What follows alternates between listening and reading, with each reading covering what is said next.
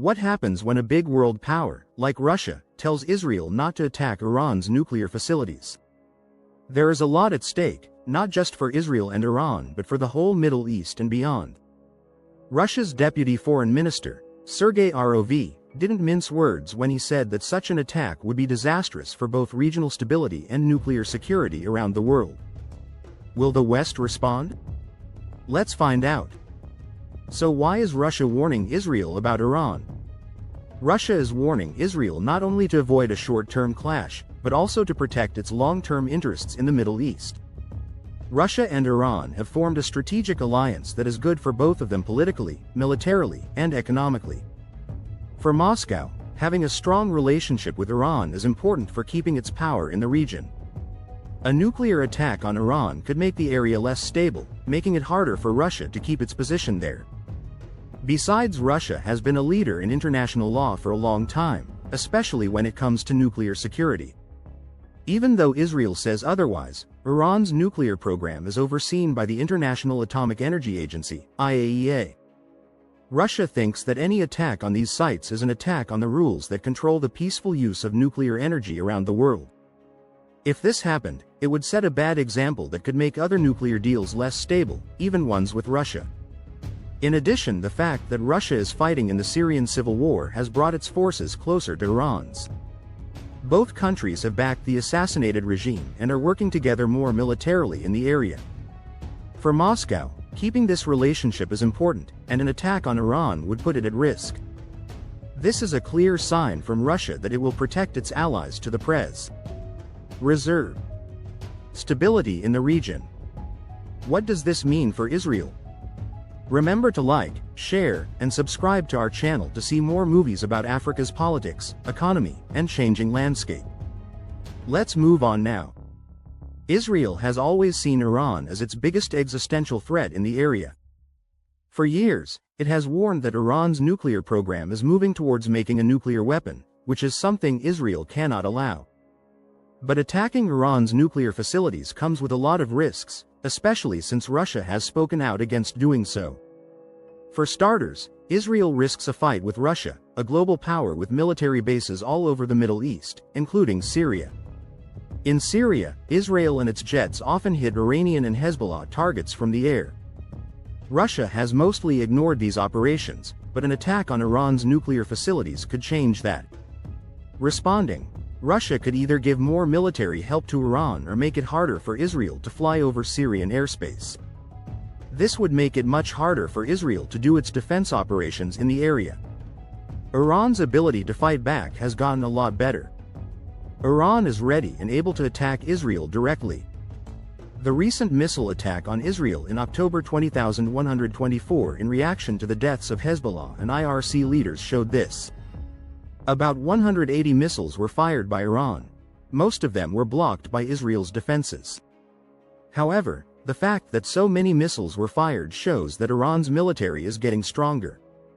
A direct attack on Iran's nuclear facilities would almost certainly lead to an even bigger reaction that could be too much for Israel's defense systems to handle. Also, if someone attacked Iran, it's possible that militias backed by Iran would respond, like Hezbollah in Lebanon. Iran's troops in Syria and Iraqi militias could all attack Israeli targets at the same time. This would force Israel to fight on many fronts.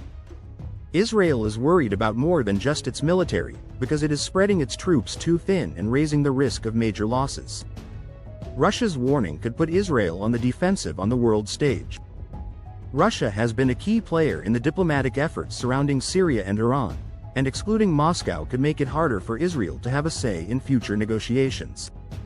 Also, the US, which is Israel's closest ally, is becoming less willing to get involved in Middle Eastern conflicts, even though the US would likely support Israel. It may not want to start a full-scale war, especially since it is focused on the Asia-Pacific region and has ongoing tensions with China. If Israel is willing to take so many risks by attacking, what is it that makes it want to go after Iran? At the heart of Israel's fear is the idea that Iran could make a nuclear weapon. Israel's leaders have said for a long time that an armed Iran would be a dire threat to Israel. The memory of the Holocaust and the repeated calls for the destruction of Israel by Iranian leaders make people afraid for Israel. We cannot stand the thought of letting Iran even come close to making a nuclear bomb. But it's important to know that this fear isn't just about nuclear weapons. Over the past 10 years, Iran's allies have helped it gain a lot more power in the area. Bala in Lebanon, the House in Yemen, and different groups of fighters in Syria and Iraq. Iran has increased its military force and reached more people. When it comes to Israel, this is seen as a direct threat to its safety, and the fact that Iran might get nuclear weapons makes these worries even worse. Iran's ability to make missiles is already a major threat. The missile attack in October 2024 showed that Iran has a lot of precision-guided missiles that it can use against Israel. If Iran were to make nuclear-tipped missiles, Israel would not be able to defend itself as well, which is why Israeli leaders are so focused on stopping Iran from moving forward with its nuclear program. Israel also thinks that the rest of the world is not doing enough to stop Iran from developing its nuclear program, even though the 2015 Iran nuclear deal put limits on Iran's nuclear activities.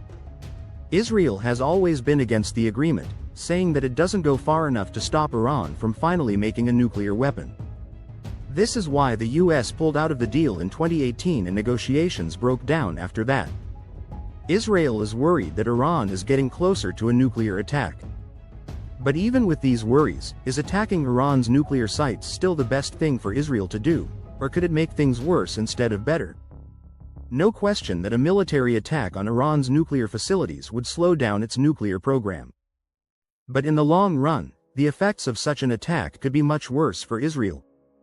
First, Iran would almost certainly respond with full force. With its missiles and network of allies in the region, Iran could start a wave of attacks that would be too much for Israel's defenses to handle. Israelis who are already tense from years of fighting would face a level of destruction that has never been seen before.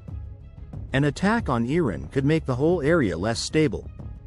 The Middle East is already a dangerous place, with wars going on in Syria and elsewhere. Iraq and Yemen. If Israel and Iran went to war, it's possible that other countries in the region, like Saudi Arabia, would join. Turkey and the UAE. This would start a war in the region on a scale not seen in decades, with terrible effects on civilians all over the area.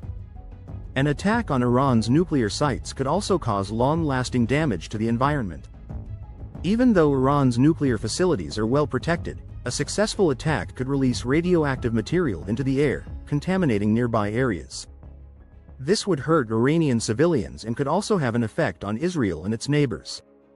Most importantly, attacking Iran's nuclear facilities probably wouldn't end the threat.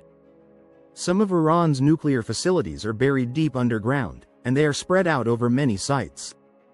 An attack could damage some of these sites.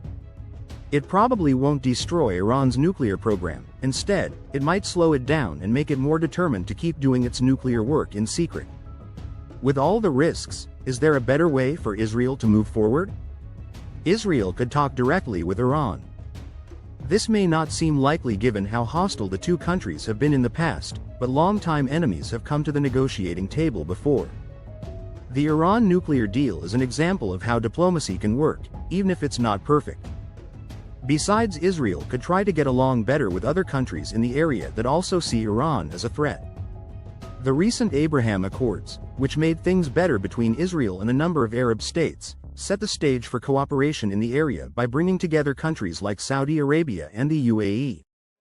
Russia's warning to Israel not to attack Iran's nuclear sites shows how high the stakes are for Israel in the Middle East. Israel could put more pressure on Iran to limit its nuclear activities. It is too dangerous to ignore the possibility of Iran developing nuclear weapons, but a military strike could have terrible results. As tensions rise, the area faces the possibility of a full-scale war that could involve world powers like Russia and the US. Military action is still an option. Israel can do other things. Attempts to be diplomatic, regional alliances and international oversight could help stop the threat that Iran's nuclear program poses, but these solutions require time, patience, and a willingness to negotiate, which are often hard to find in the Middle East. As we move forward, the question remains: will Israel listen to Russia's warning and try to reach an agreement diplomatically, or will it strike Iran's nuclear facilities, setting off a chain of events that could change the region forever? Let us know what you think will happen next in the comments.